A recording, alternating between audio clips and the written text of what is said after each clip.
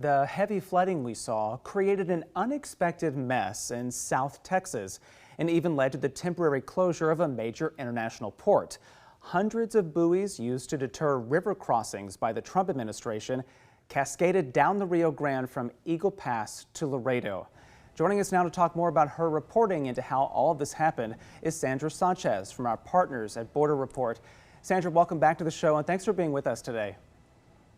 Thanks for having me, Will. The video of this is pretty stunning and I've seen it all across social media now, but let's begin with how these buoys got loose and ended up miles from where they were initially stored. Right, you know, it's been an amazing weekend. The weather you were talking about, the effect that it's had on the Rio Grande here in South Texas.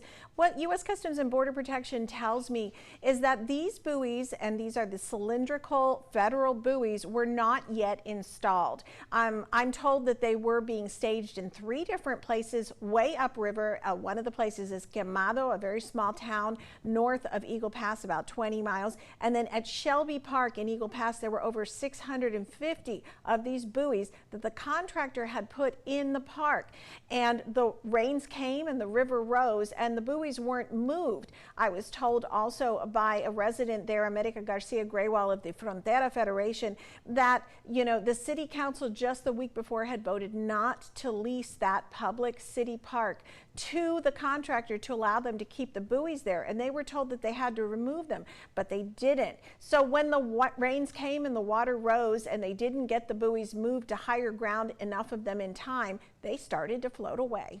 And one big thing that really stuck out in your story was the fact that this weekend the World Trade Bridge there in Laredo had to shut down temporarily. So how significant and unusual is something like that?